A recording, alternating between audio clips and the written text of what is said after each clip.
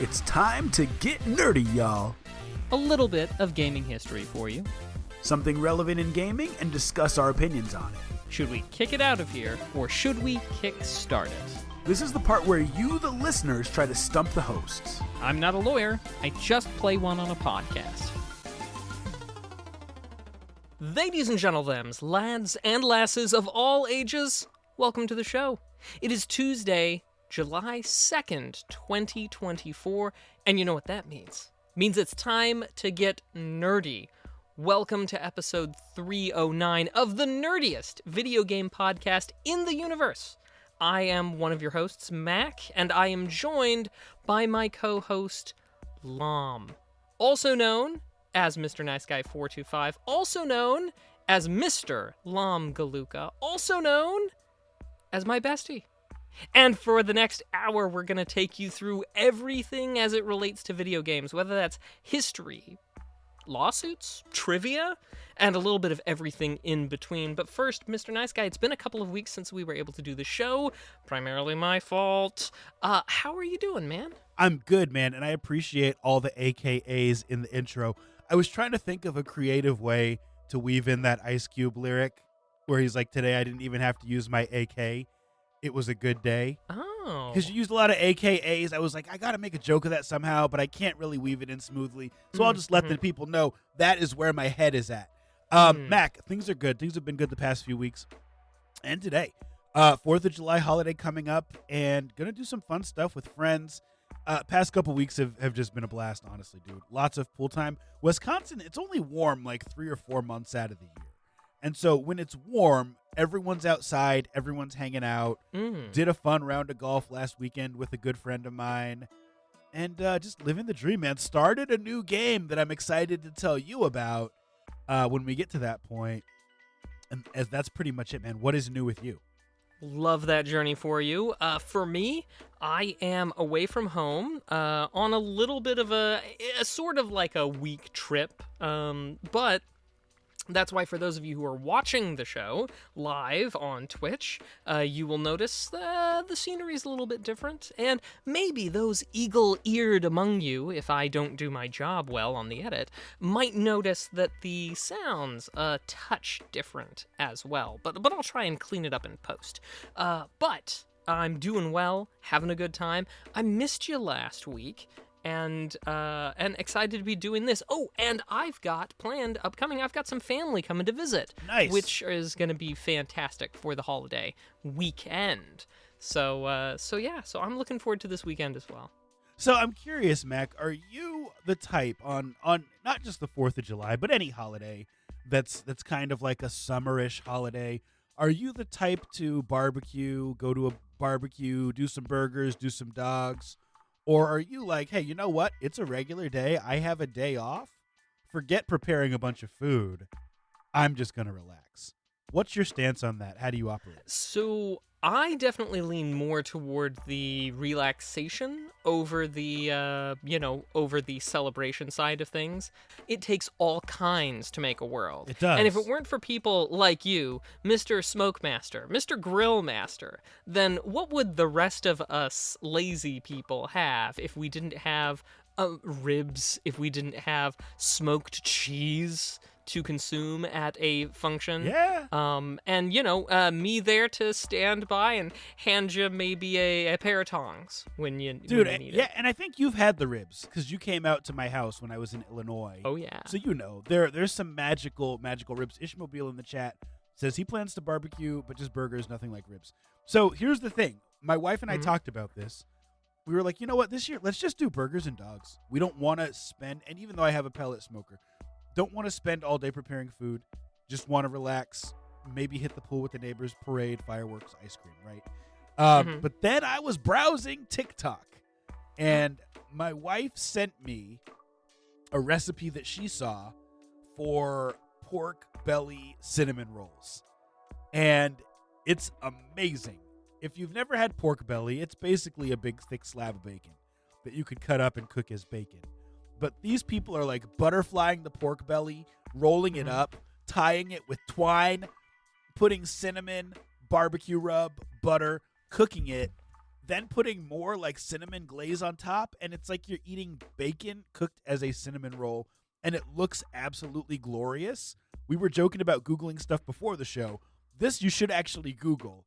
Pork belly cinnamon rolls, everybody. Yeah, I'm excited to try this recipe out. But you know what else I'm excited for, man? What would that be? I'm excited for us to talk about video games. So I say we do what we do best and hop right up in that gaming news, my friend. What do you think about that? Absolutely. Now, Mr. Nice Guy, I've been out of the loop, so what's new in Vigigaming? So much. And as a reminder, this is episode 309 of Two Nerds in a Pod, nerdiest video game podcast in the galaxy. Now, Mac, we used to do a segment called Dummy of the Week. Oh, yeah. And we stopped doing it because I felt like we were painting gamers in a bad light, you know, highlighting people that had broken into people's houses and were stealing video game systems, people who were trolling online and then driving to meet each other, different things like that. But sometimes there's a story that pops up and I think, this is very dumb, but it's also important to share. And this is one of those stories. This is on GameSpot.com by Darren Bonthuis.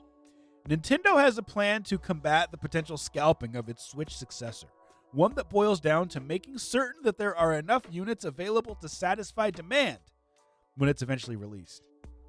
In a Q&A session during a shareholders meeting, Nintendo President Shuntaro Furukawa explained how the company will take on the reseller market. Quote, as a countermeasure against resale, we believe that the most important thing is to produce a sufficient number to meet customer demand, and this idea has not changed since last year. In addition to this, we are considering whether there are any measures that can be taken to the extent allowed by laws and regulations, taking into account the circumstances of each region. Mac, I think that this is stupid, and I think that it's also very ironic. I want to hear what you have to say. I'm going to guess you may agree. Could be wrong. I 100% agree. The only question, Mr. Nice Guy, is going to be, do we agree with the exact same reasons why it's ridiculous? Well, let's find out. What are your reasons why? Okay, I'll go first. Nintendo has never, not once in the history of Nintendo, I feel, ever committed to producing the units commensurate with the demand. Sometimes that they know, sometimes that they don't know. You know, one of the very formative experiences in my gaming youth, the NES Classic, they knew full well how many people... They had plenty of understanding. And then, of course, afterward, they were like, oh my gosh, who could have known this? Who could have known how popular this would be? I guess we'll ship units through the holidays. And then they didn't ship a single unit until, I think it was May of the following year. So, you know, I take anything Nintendo says about what they will ship, what they will provide, with a huge old grain of salt. But also, the other thing that I find quite rich is that comment about, you know, to the extent allowable by law, what they can do to, to stop scalping. Well, I interpreted that as a veiled threat, but I could be wrong. As a veiled threat? Oh, dude, tell me. I didn't. Please. I mean, well, I've even been reading about upcoming lawsuits that Nintendo is working on, more related to emulation and people who are modding Wiis and things like that. But I interpreted it to be, hey, if you go out there and you buy 100 Switches and you set up a storefront and you're selling them, you know, whether it's eBay, whether it's your webpage, whether it's on Twitter, whatever it is, we're coming for you. Like, that is not what this is intended for. And I don't know that within the U.S. I don't know if that can be limited, but they said to the extent it can be limited within each region.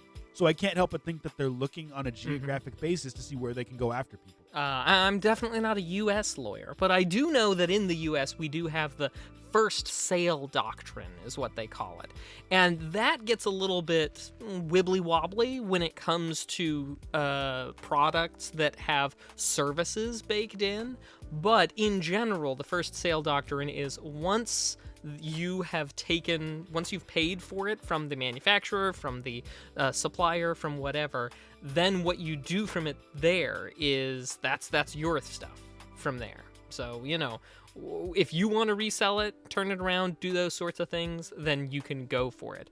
And with very limited cases, that is, you know, that's totally fine. So, yeah, I think you're right. In the US, that sort of thing, they probably wouldn't be able to do much, but hey, Who knows? It's a wacky week. It's a wild time. It is. And I mean, our comments in the chat from the viewers are pretty much the same level of sarcasm that you and I are delivering. Galvatron, one of the few times that I think you and I are absolutely on the same page.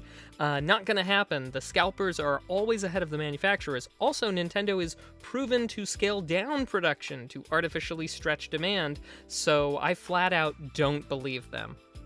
100% agree. The other thing, I mean, it's just super hard, I think, economically to really estimate how many units you're going to sell. You can do all the market research you want. You can look at conditions of the economy, interest rates. Do people have sufficient cash in their savings for these types of things? But ultimately, you just never know. There are times where people just want to keep playing the system that they have, and they aren't in a huge hurry to buy the new console, either financially or just in terms of interest. Let alone chip shortages that happened around the release of the previous gen. Like, there's just a lot of factors that affect the ability to get enough units out there so that there also are not enough sitting on shelves. The other thing that I will say is that part of the reason that there were so many scalpers last gen was not because there was like an excess of or rather not because there was a shortage of consoles.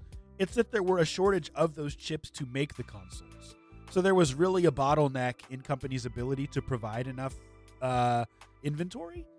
And so that played into the scalpers' advantage when they were able to create bots and things like that. In my mind, it's not even about the amount of inventory, it's about the method of purchase. When buying online, prevent bots from being able to go buy up all the stuff. To me, that's the solution. But I'm just a guy with a mic. So let's move on to our next news story, Mac. I believe I actually sent this one to you because I wanted to get your opinion on it with you having seen the article. This is on GameSpot.com. New official Steam controller is on the way. Also, super excited to hear Ishmobile's comments on this as well, if he's seen it. Here is the article by Brendan Heese. Controller manufacturer Hori has announced a new Steam-focused wireless controller launching later this year. Hori's wireless Steam controller is officially licensed by Valve. That's important to note. And both companies work together to ensure the gamepad and all its features are fully compatible with Steam on desktop and Steam Deck. That's awesome too, both on your desktop and on your portable Steam device. Valve discontinued its own official Steam controller back in 2019, so this new collaboration with Hori is notable. As of now, it's the only controller for Steam that's in active production, which is pretty wild considering how massive Steam is. Just to kind of give some major details, this looks like it'll come in 4 colors, like a lime green, a purple, a white, and a black. It's going to be about $50 US, and it's going to launch October 31st. It's only been announced for Japan so far, and there's no word of it if it will be made available other places. Mac, does this interest you? What are your thoughts? Oh, absolutely. So one of the things that is a big deal for me is that this controller is set up to work both wired as well as wirelessly. So if you want to, you can plug it in USB, which I'll be exercising that option. Yes, please and thank you. Or if you want, you can just use it wirelessly with Bluetooth, which I think is also a great option. But I prefer just generally wired. So seeing the option there is very, very nice. I know that you also prefer mouse and keyboard, though. So I guess my question for you, as someone who actually probably still games at your desktop, more so than I do because I'm on the deck or I'm on the console, right? Does this controller appease you? What's the word I'm looking for? Appeal to you? Yeah. Dude, it's been a long day. It's been a long day. Does this appeal to you for certain types of games? Yeah, it definitely does appeal to me. I like it. Yeah, I think it'll be great. This is almost, for me, I feel like there's a certain level of fear of missing out. 1, because I really like the look of this controller, and 2, because I don't really use my desktop as much as I'd like to. I was thinking about that today. When I want to play a PC game, 99% of the time, it's on my Steam Deck. Unless I'm hopping on to play some Teamfight Tactics or something that really involves a lot of clicking. You know, my brother says, hey, let's play some TFT. I'll hop on my PC. Or if I'm going to do VR, you know, other than that, I'm on my deck. But when I mentioned FOMO, it's because I will never forget the day, probably in 2019, when the Steam Deck controller, or rather the Steam controller was discontinued, where it was on sale for $5. And I was like, I should get one of those. And I never did. And now they don't make them anymore. It's a collector's item, and it really is an awesome controller. So this is something that I feel can kind of fill that void for me. Yeah. That's my vote.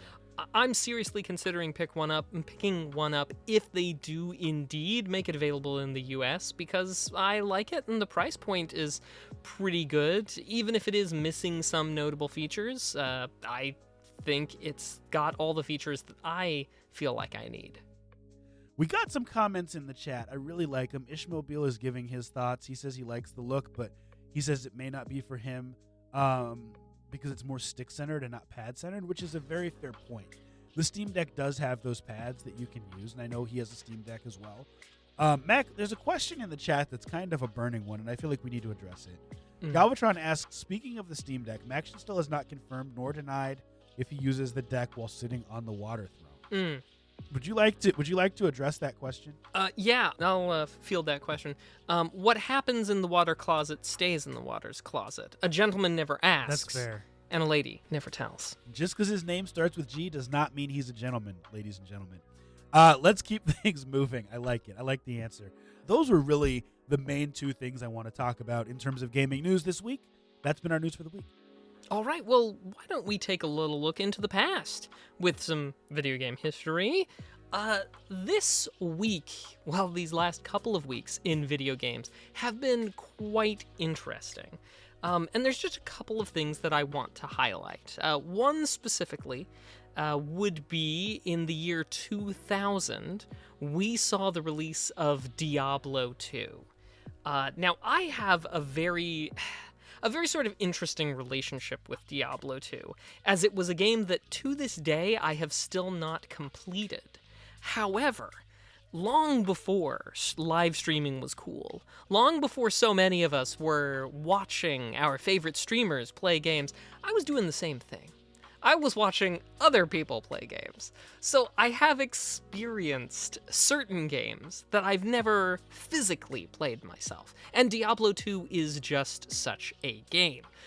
Various friends of mine played together, played, of course, on their own, and I have seen things you wouldn't believe, such as a cow level, Mr. Nice Guy. Are you aware of the cow level? I am not aware of a cow level. Tell me more. So basically, the cow level, for as I understand it, was this sort of like inside joke about there being a cow level, a secret cow level with demon cows in it. And eventually in Diablo 2, they made it real, that by fulfilling certain requirements, you could go, and inside this cow level, you would just have these demons skinned like cows that were standing upright and coming after you with like weapons, and they were, as I understand it, quite beefy. And my vivid recollection of it is of a friend who would basically go to the cow level and grind for experience and start it over again. Anyway, it's definitely one of those games that means a lot to a lot of people, and for me, it just encapsulates these years of, early high school years of just hanging out and watching other friends play it, even though I didn't enjoy it personally. I was in the aura of enjoyment. And yeah, still to this day, I've played it a little bit, but I haven't played it personally the whole way through, just little bits here and there. The last time I tried, it just didn't hold me. I think it will always be that game that I enjoy watching, but not the game that I enjoy playing. I get it. I don't suppose you've got any special games like that, do you? Games that I would rather watch people play than play myself? Mm-hmm. That's tough. And and he's actually asking me this off the cuff. We did not have this conversation in advance. Mm-hmm. So there's some games where I really like to watch super high level gameplay. And I almost imagine, like, what would it be like if I was good enough, I had the time to devote to a game and get to this level. And one of the games that I feel that way about is Call of Duty Warzone. There are some people who play that game, and it's just very, very entertaining to watch them do the things that they do. And then they have entertaining personality as well. So in that sense, it's almost not as much about the game as it is about watching them do awesome stuff. Another game that I'll give an example that I really like watching people play, and then I bought it and didn't like it as much as I thought I would, is Project Zomboid. I remember watching people stream that game, and just the people who made that game thought of everything. You need to eat. If you jump through a window, you get cut and you bleed. Your cars need to be refilled with gas. And it's basically like an isometric, not super detailed in terms of graphics, but in terms of detail, everything is there. And then I bought it and I was like, yo, this is way too much work. Way too much detail for me to focus. And so I never really got into it. Yeah. Now, Ishmobile in the chat does happen to have some experience with Project Zomboid, and does bring up that if you walk on broken glass without shoes on, you'll get cut on your feet. Right? Mm-hmm. And then you gotta find bandages. It's just too much. It's a phenomenal game, and maybe someday it'll click, but it hasn't so far. It's fun to watch people play at a really high level when they've built a base and they've found all the resources they need, and it's a group of friends playing together. Super fun to watch. Yeah, Project Zomboid for you, Diablo 2 for me. Yeah. Well, let's head a little bit farther back into the past. It would have been the end of June in 97 when we got Digimon pets that first came to the US and Japan. Now, Digimon, of course, were these sort of, little Tamagotchis, if you prefer, but we had this sort of craze of small little digital pets. Basically, the form factor was a keychain with a little teeny tiny LCD screen on it, a couple of buttons and the like, and it had a few different features to it. The digital pet would have needs, water, food, things like that, excrement that you would clean up after, and with the Digimon specifically, the key thing that you could do is it had a contact link that you could do at the top, and you could fight with other people's Digimon. You could evolve it, and so on. And one of the things that was also kind of wild about it is that, unlike some other things, in Digimon, the game came first. The cards and the anime or animated whatever, the mangas, the animated stuff, all that stuff, that came later. It was first a game, and then kind of the lore gets backfilled later after the game is already created, as opposed to some of the other ways that we see it. But definitely unique. Mr. Nice Guy, did you have a Digimon pet in the late 90s? You know what, Mac? It's one craze that I never got into. I had Pokemon cards. I had Pogs.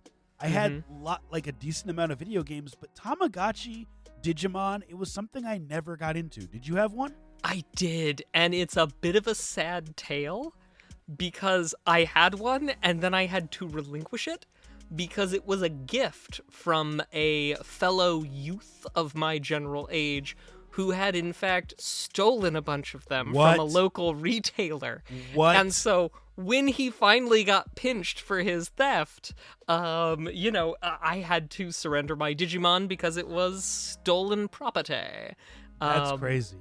Yeah, it was definitely wild. But for the first few days that I had it, I was a really good Digi-pet parent.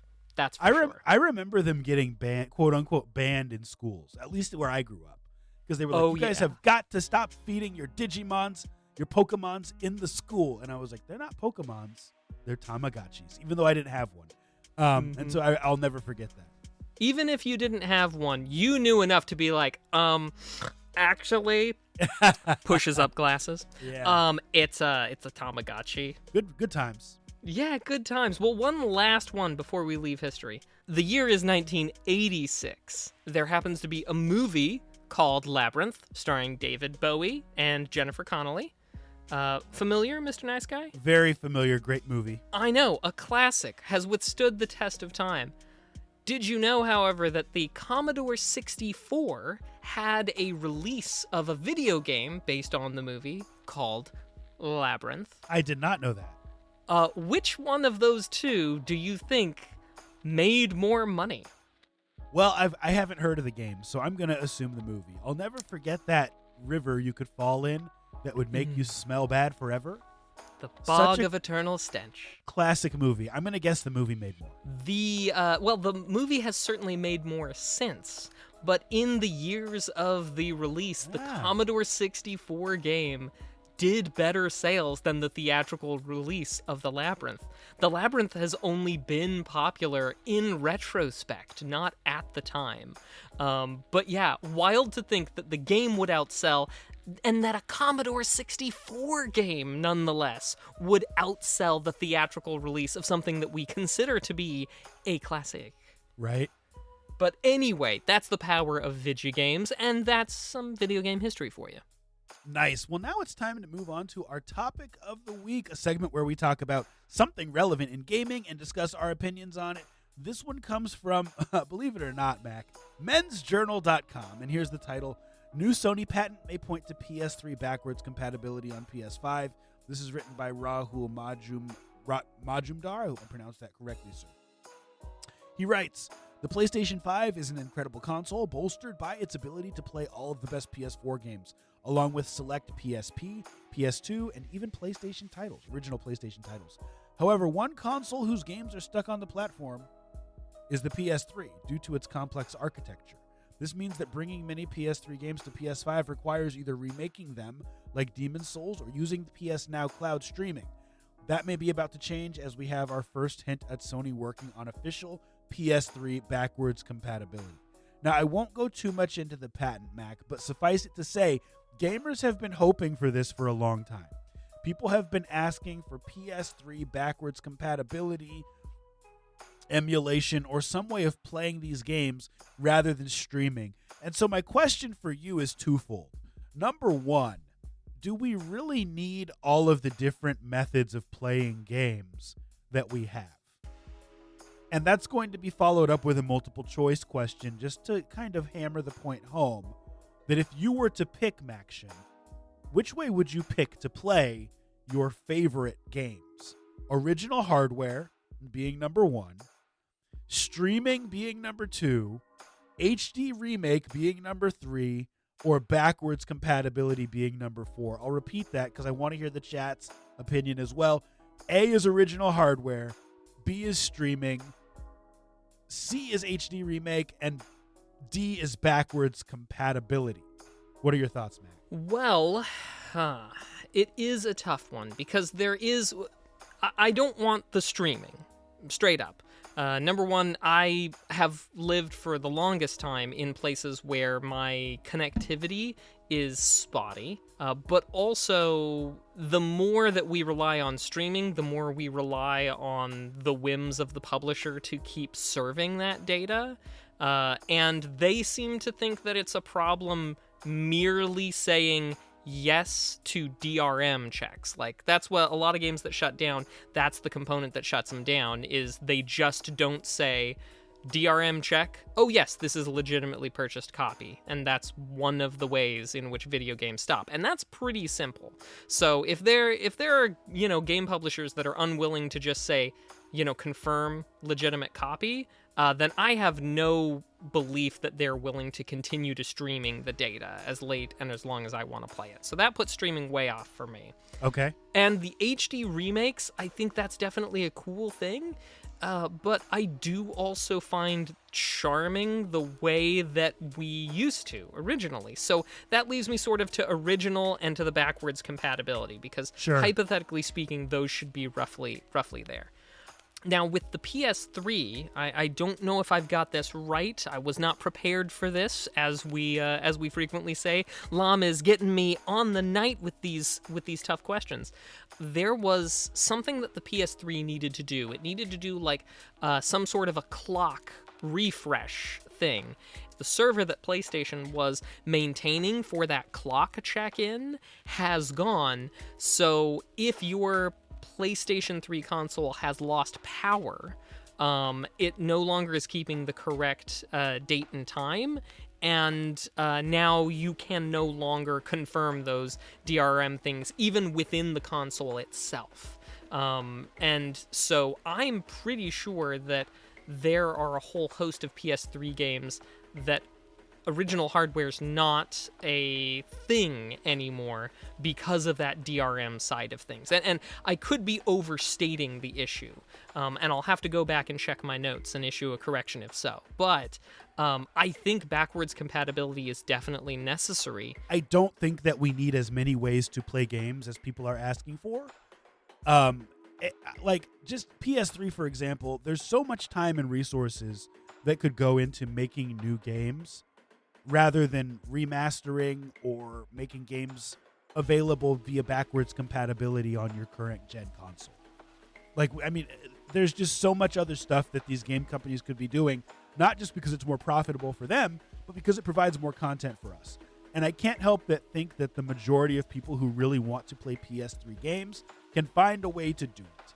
And that's probably on their original hardware or on their PlayStation 4.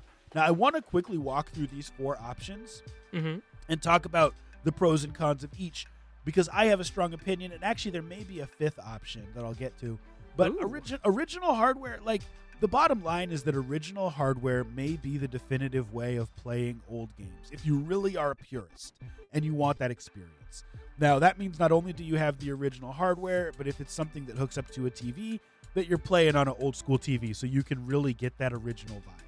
There's benefits to that. The disadvantages are that that stuff breaks down and it's expensive to replace. You know, you can't get an old NES, you know, for less than maybe, $100, $150. And to me, that's a lot when you consider what stuff costs now, and how infrequently I would use that old NES. Streaming, to me, like you said, Mac, the challenge with that is you're relying on the internet and you have no ownership of the games. Now, the benefit is that things like Xbox Game Pass have cloud streaming, and you can set it up on your Steam Deck, and you can play current games or old games that they have on the service as a way of streaming. Now, data limitations may come into effect. You may have stutters. When a lot of people are logging on to play a new game, there's issues, and so for that reason, I can't pick streaming. The third option, HD Remake, the obvious benefit is that you're getting some quality of life. And then the 4th option of backwards compatibility is simply you put your PS3 disc into your PS5 and it works. And to me, the major benefit of playing things that way is that you get not only the quality of life, but if you're doing something through emulation, maybe not using your original disc, you can do things like save states if that's your thing.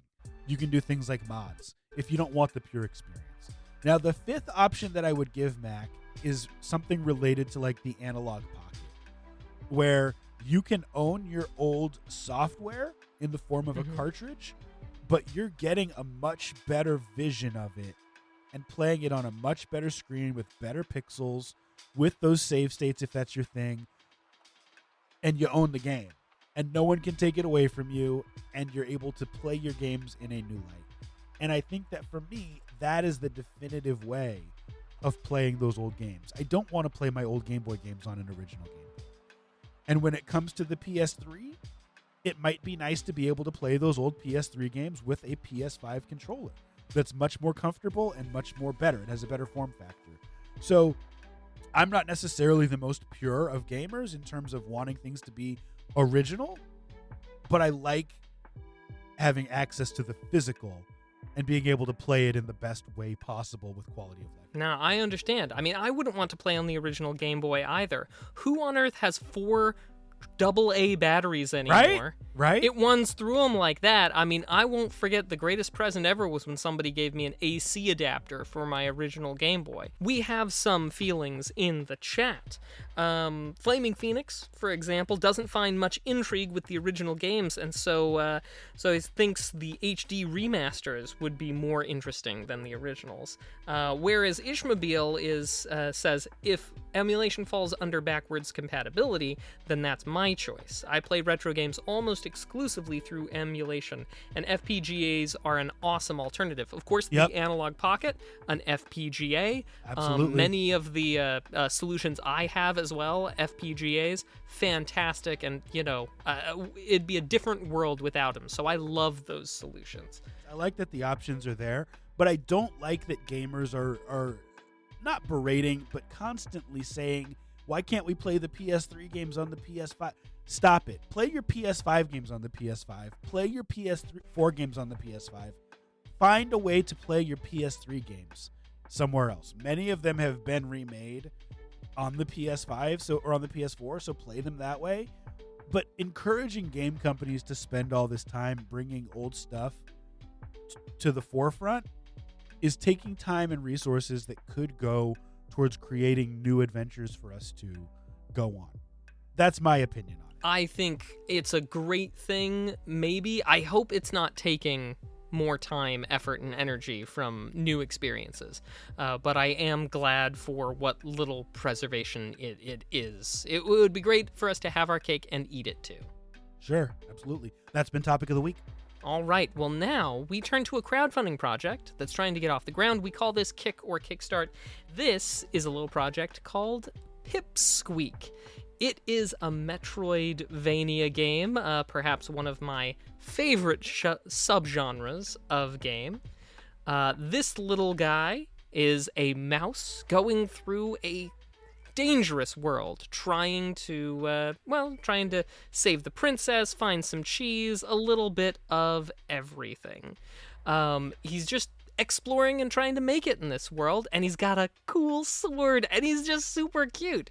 Now, when I put this up for consideration, it was trying to reach a goal of about $40,000 US dollars, just a skosh under. This is coming out of Australia, so it makes more sense in Australian dollars.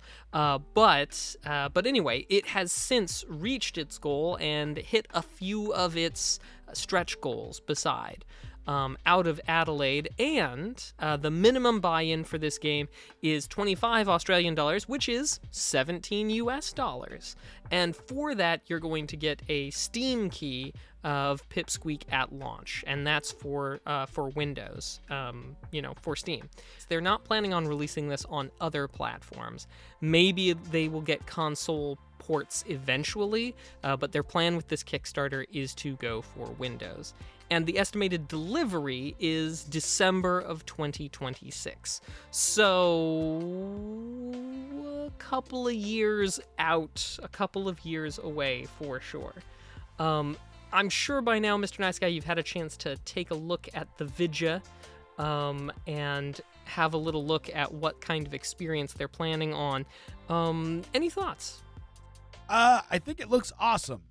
Mm-hmm. In fact, I actually clicked on this, and every once in a while I've gone through and I've found upcoming Kickstarters, and I kind of save them and then I forget about them.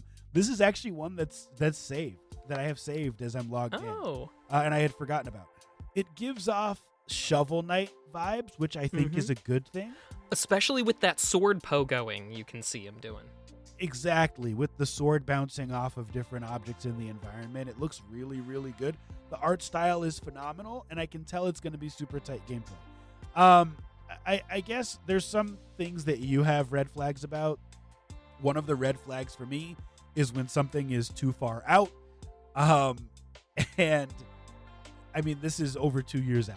And so that, to me, is a red flag. Not that it won't be good or that it won't be made, but I once again don't know if you can survive on, what are they asking, $50,000, $40,000 for 2 years? Yeah, they've exceeded the $40,000, but and it looks like they're probably on track to do something like, let's see, how many more days? They've still got 10 days to go. Yeah, it looks like they're probably gonna get to maybe 60,000 by the end.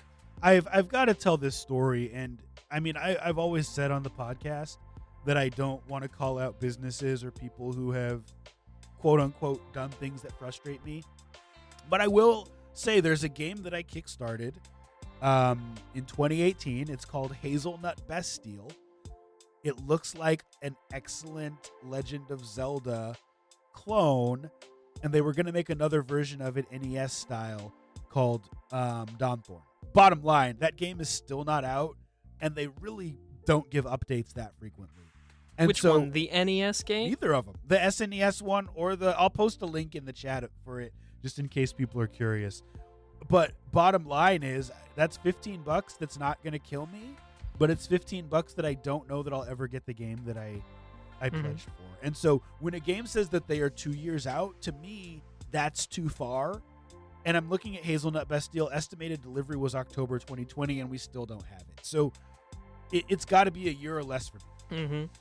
Well, one of the things that I usually keep an eye out for on any of these Kickstarters is a certain level of completion and polish that's usually present when we have a playable demo. This game does have a playable demo. I have had a chance to go through it. I enjoyed it. I liked the feel. It felt like a good, solid Metroidvania. And I'm not 100% sure how much. They've got a team of 3. One designer, one programmer, one composer. So that may very well be the thing that's pushing them to 2 years. And maybe that's their sort of realistic look at it. I agree with you. I think that's a little bit too long to be asking, a bit too far out.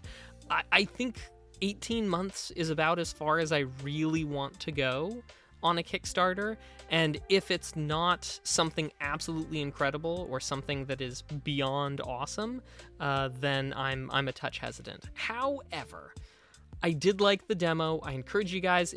We've got 10 days. Give it a play. I will go kickstart on this one because I think the demo's won me over. I don't think I've been on the fence as much with a Kickstarter as I am with this one.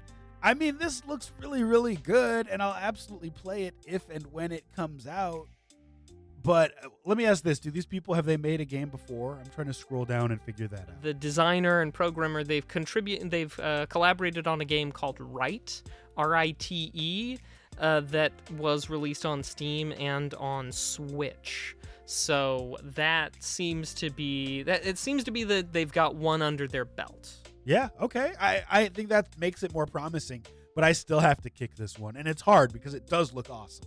Everyone disagrees with me, and I respect it because it looks good. It does look like a good game. You may very well be the one who turns out right in this situation. And then, as long as we do get it, you'll still get a chance to play it. And it is funded, so it's going to come out, hopefully, on their timetable. So some of us who are taking a more conservative approach, maybe we can take a wait and see. Otherwise, there are still stretch goals that if they interest you, maybe you could contribute to. But kick or kickstart, the choice is yours. Well, now it is time for Nerd Flex. Woohoo! A segment where you, the viewers, try to stump the hosts. Sometimes you do, sometimes you don't. Y'all know how it works. If you're here live, you got a job to do. Put a multiple choice gaming-related question in the chat. Mac and I will use nothing but our noggins to answer it. But hey, we got our first question in the chat. Mac, would you do the honors?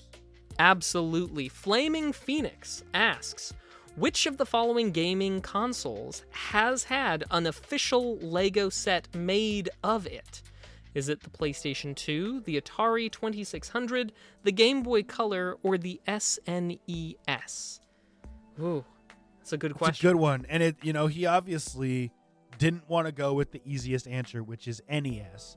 Because the NES has that one TV Lego set where you can make Mario move by turning the crank. I know that they have gone very retro with their consoles, and so my first instinct is that it's the Atari 2600, and I'm pretty sure that is the case. But what are your thoughts? I'm with you. I feel like B, final answer. Yeah, I'm going to go with B, final answer as well. Let us know in the chat if that is correct, and if anyone else has a question, please put it in. B was the correct answer. The Atari 2600, the NES, and a Pac-Man arcade machine have also had various Lego versions made. Fantastic question, Flaming Phoenix. Thank you for that. And hey, we do have a question from the test bank, and this is a good one.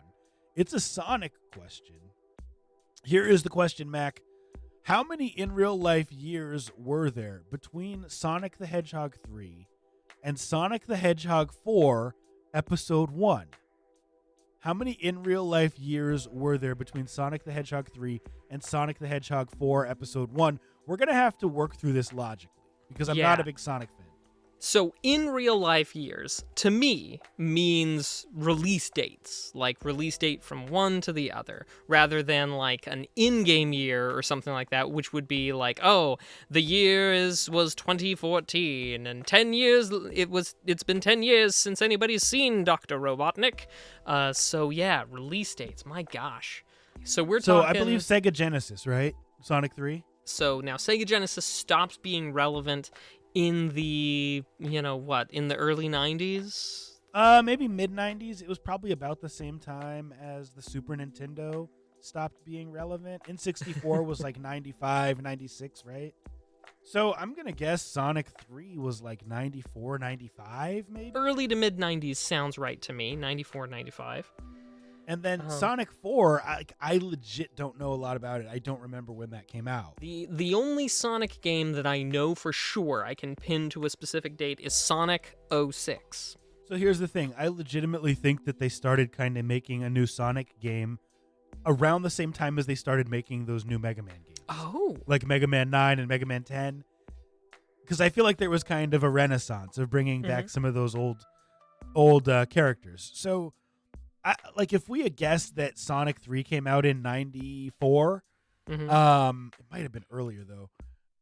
Sonic the Hedgehog 4 Episode 1, it might be like 15 years. Well, it's not a multiple choice, so we don't have to commit. I'm leaning more towards 11 to 12 years. I'm going to say 12. I'm going to put my pin there. I'm going to go 14. Final answer. 14. Let's do it. Oh, man. It was actually 16 years. 16. One additional jump. Ooh. But you know what? I do feel kind of good about being somewhat close there. Yeah, hey, we learned something new. Mac, one more question in the chat. Would you do the honors, please? Absolutely. We have a second question from Flaming Phoenix. The question is, which edition of Dungeons & Dragons does Baldur's Gate 2 use? 2, 3, 3.5, or 4? He didn't give us an easily excludable one. I like it. I'm going to say I don't remember there being THAC0 in Baldur's Gate 2, so for me that limits it to 3 or 3.5. I don't think there was enough years for it to be D&D 4th edition, so I'm leaning to either 3 or 3.5. What do you think? I'm just going with you on this because I honestly don't know. I never played Baldur's Gate. Let's go 3.5. 3.5, final answer, Flaming Phoenix. Let us know in the chat. 2.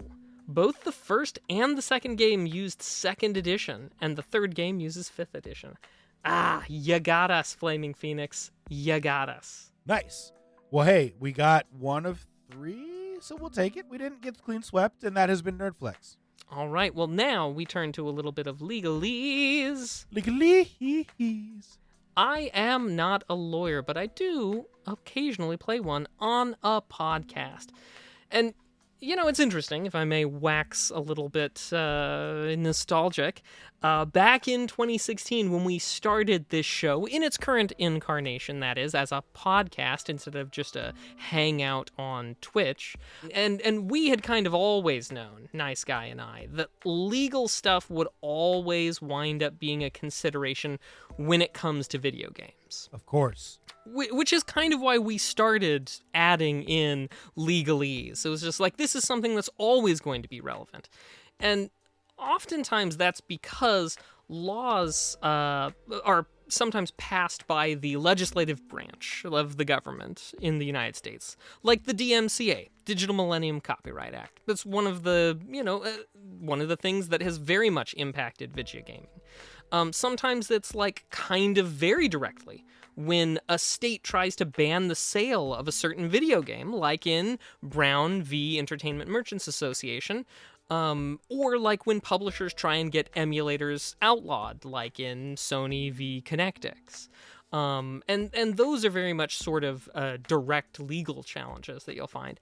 And sometimes it's indirectly, in like Epic v. Apple, where like that doesn't super directly impact the video games that you play or can purchase, or how you can play them, but it does impact how video games have to be treated. Like, or in the case of Apple having to allow you to buy V-Bucks off of their platform for Fortnite, for use outside of the iPhone app.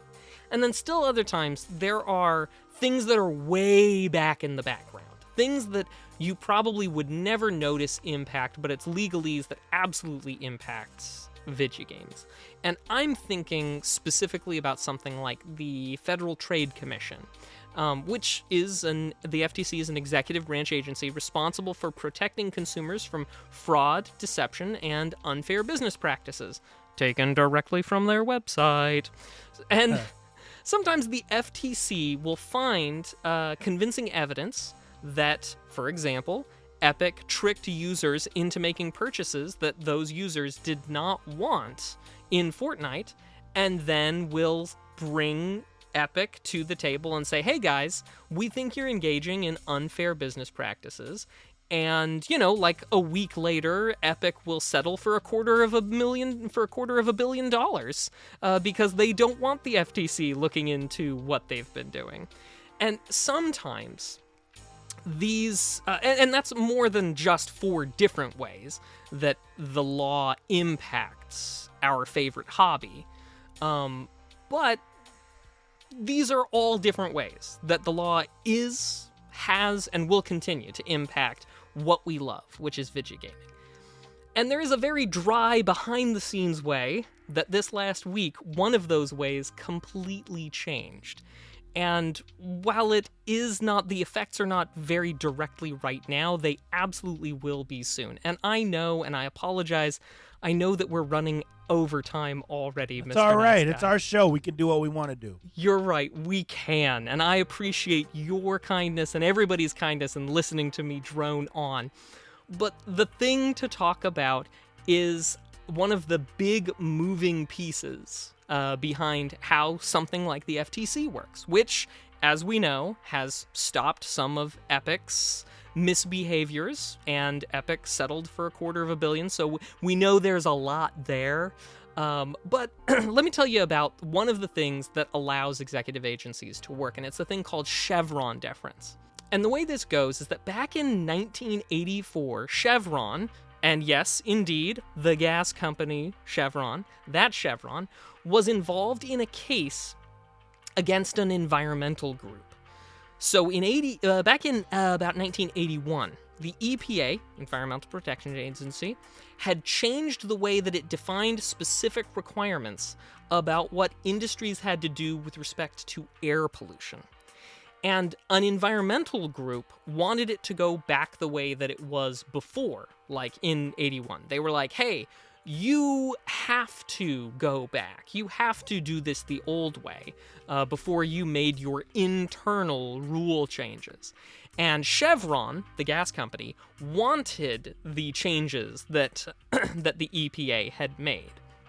And so, because the EPA was not exactly party to the case, this winds up being a case between the environmental group on the one hand and Chevron on the other hand. And Chevron is very much arguing, hey, the EPA can do this. And the environmental group is arguing, no, they can't. And the Supreme Court unanimously held in 84 that because we created a whole agency, a specific agency, to handle the specific protection of the environment, if it's within the parameter of their mission statement, essentially, that we should show deference to the agency, because the scientists, the experts, and the boots-on-the-ground people probably have a better idea of how to carry out the mission of the agency. And so showing that deference from the 1984 Chevron case becomes what we call Chevron deference. We defer to the agencies whose job it is within their parameters to do their job. And that is incredibly important because of the 2000s children's show called Air Bud. Mr. Nice Guy, you got kids. Do you happen to know? Could you tell us a little something about Air Bud? Yeah, Air Bud, it's effectively, I won't call it a cash cow, but one of those Disney series about a dog who plays basketball. A dog who plays basketball. Right, and somehow no one has any problem with this. So he's playing basketball on the court, and I believe there are several spin-offs. I think there's probably one about Christmas Air Bud, and there's probably one with Air Bud 2. And just Air Bud going on all types of adventures. So because of Air Bud, there is a sort of thing that we call the Air Bud rule, kind of like how we call the Chewbacca defense. But the Airbud rule goes, there isn't a rule that says you can't play, that a dog can't play basketball. And so that means it's all golden. But one of the things that I love about the Airbud rule is that it just highlights in a very ridiculous way that one of the things we humans do is we find loopholes. And we desperately search for them at all times. Children, adults, all of us do it. And so humans being very good at finding loopholes, there's no real way that you can, from the outset, plug all the holes. And the idea is, if people are always going to be calling Airbud rules and sending a dog to play basketball, you need somebody to be able to say, look, yeah, the rules don't expressly forbid a dog from playing basketball, but like, as basketball commissioner, I'm going to say no to letting the dog play basketball. And for that reason, some people, especially large companies, are very, very, very inclined toward calling the Airbud rule and saying, well, it doesn't say we can't dump our toxic waste next to the school, so... and then there is this thing where it's just like, well, obviously the EPA can do something about it. Well, unfortunately, all of this is to say that most recently, the United States Supreme Court has said that Chevron deference that we've been using for the last 40 years is no longer the standard. Throwing the Airbud rule and saying it doesn't specifically say I can't trick a customer into clicking a yes button instead of a no button. These are the type of arguments that unfortunately are going to start carrying the day.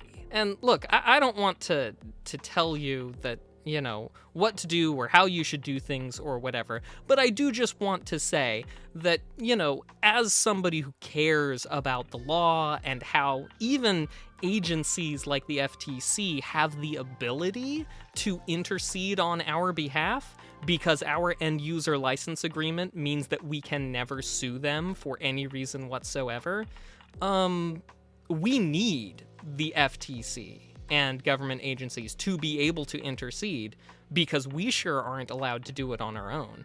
And we see that time and time again in legalese.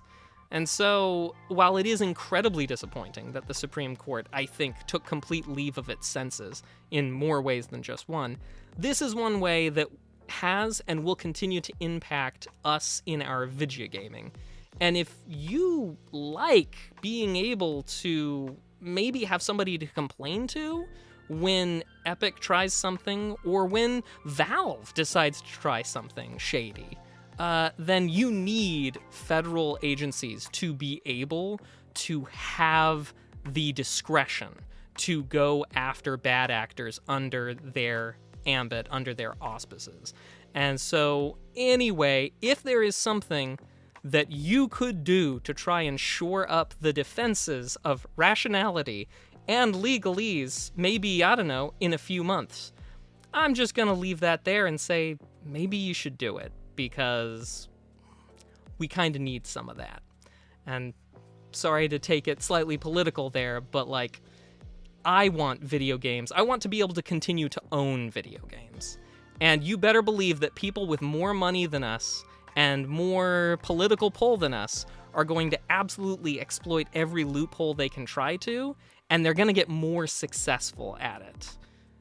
We need to do what little things we can as customers, not supporting certain companies that are pulling shady stuff, but also doing what we can to support the missions of consumer protections agencies if we want to have the type of things that we want. Because to some extent, Fortnite ain't gonna give it to you.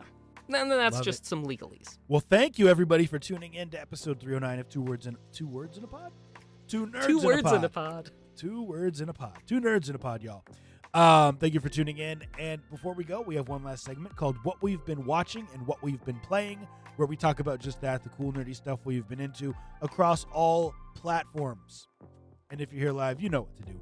Let us know in the chat what you've been into, because we're looking for more cool nerdy stuff to get into.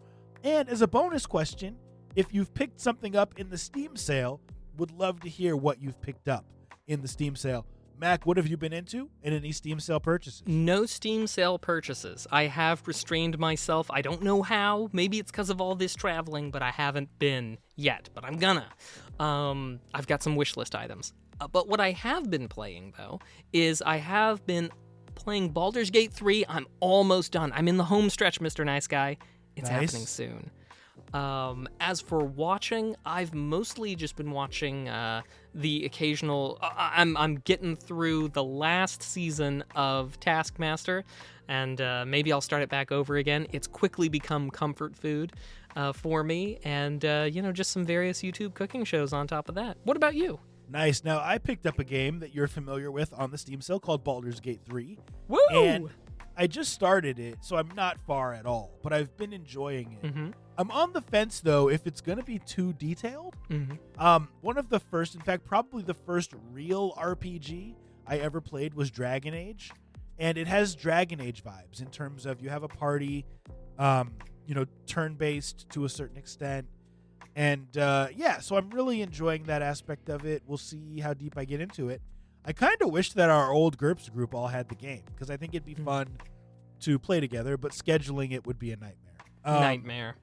It'd be an absolute nightmare, but it's a great game, whether you like D&D or not. I think it's phenomenal. And then I've also been playing a lot of Balatro, wrapping up those achievements, doing some stuff on the Analog Pocket, and that's pretty much it.